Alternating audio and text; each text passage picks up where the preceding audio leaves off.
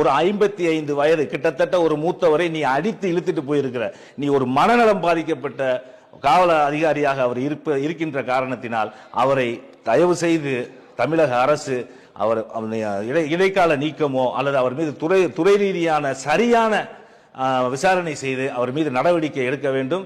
இது நாங்கள் சும்மா விடப்போவதில்லை. இது ஒரு கட்சி சார்ந்த விஷயமாக நாங்கள் கருதவில்லை. நாங்கள் ஒரு கட்சியை சார்ந்தவராக இருந்தாலும் ராணுவ வீரர்கள் என்பது இந்திய முழுக்க ஒரு குடும்பத்தை சேர்ந்தவர்கள் என்பதை இந்த தமிழக காவல்துறைக்கு நாங்கள் தெரியப்படுத்துவோம். இதை நாங்கள் விடப்போவதில்லை. ஆனா இப்ப துப்பாக்கியை வச்சு தாக்க முயன்றாரு, கொலை முயற்சி செய்ய முயன்றாருன்னு சொல்லி சொல்றாங்க. அதை நீங்க எப்படி பாக்குறீங்க? நீங்க எல்லாத்துக்குமே ஃபுட்டேஜ் இருக்கு. இதை நீங்க பாத்தீங்கன்னா உங்களுக்கு நல்லா தெரியும். வந்து அந்த போலீஸ்கார் பிரிவன் சுரேஷ் ஏதோ ஒரு பேர் சொல்றாங்க, அந்த ஒரு பேர் பிரவீன் ராஜேஷ் என்ற அந்த இன்ஸ்பெக்டர், அவர் வர்றாரு, டோரை தட்டுறாரு, உள்ள தள்ளி இழுத்துட்டு போறாரு. உள்ள 2 ரவுடி பயலுக்கு அவர் அடிக்கிறாங்க. அவங்க போலீஸ்காரங்க நான் சொல்லவே மாட்டேன். இது வந்து அவர்கள் போலீஸ்காரராக இருந்தால் இந்த மக்களுக்கு தெரியப்படுத்த வேண்டிய தார்மீக கடமை அந்த காவல்துறை அந்த ஸ்டேஷன், இந்த போலீஸ் ஸ்டேஷனுக்கு இருக்கு, தமிழக டிஜிபிக்கு இருக்கு. அந்த 2 ரவுடிகளும் உள்ள போய் அவங்க அடிக்கிறாங்க. அடிச்சு இழுத்துட்டு வரும்போது இந்த சட்டை தூக்குது. அதை நீங்க நல்லபடியா பார்க்கணும். அந்த ஃபுட்டேஜ் சட்டை தூக்கும் போது அவருடைய பிஸ்டல் அங்க இருக்கு.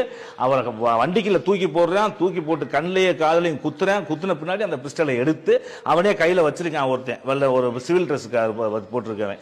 அப்பனா இவர் வந்து ஒரு போலீஸ்காரை உள்ள வரும்போது துப்பாக்கி எடுத்து நீட்டி இருப்பாரா? அப்படி துப்பாக்கி எடுத்து நீட்டும் போது இந்த 3 பேர் அவர் மேல தாக்குதல் நடத்தும் போது அந்த துப்பாக்கி அவர் கையில் தான் இருந்திருக்க வேண்டுமா?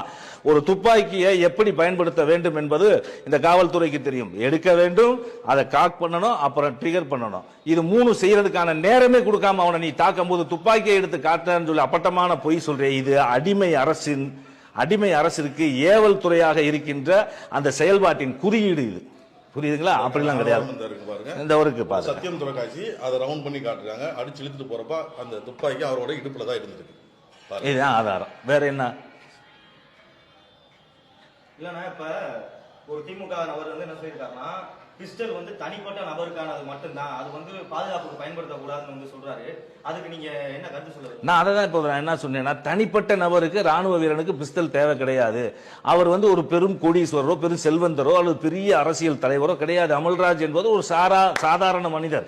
25 வருடம் வந்து இந்த நாட்டிற்காக உழைத்த ஒரு பெருமகன். அவன் மறுவேளை என்று வருகின்ற பொழுது ஒரு இடத்துல போய் வேலை பார்க்கறதுக்கு அந்த பிஸ்டல் வந்து தேவைப்படுது. அந்த பிஸ்டலை வந்து நம்ம கமர்ஷியல் ஆகும். அந்த கமர்ஷியல் மீன்ஸ் நான் சொல்றதோடைய அர்த்தம் என்னன்னு கேட்டீங்கன்னா, ஒரு இடத்துக்கு வேலைக்கு போகும்போது இந்த பிஸ்டல் என்னிடம் இருக்கின்றது என்பதை ஆதாரமாக காட்டி, உரிமை பெற்றிருக்கிறேன் என்பதை ஆதாரமாக காட்டி அந்த வேலைக்கு சேர்ந்து கொள்ளலாம். அதற்கான ஊதியம். இன்னொரு விஷயம், எனக்கு ஒரு 20,000 ரூபாய் சம்பளம் தருவாங்கன்னா என் பிஸ்டலுக்கு ஒரு 10,000 ரூபாய் சம்பளம் தருவாங்க.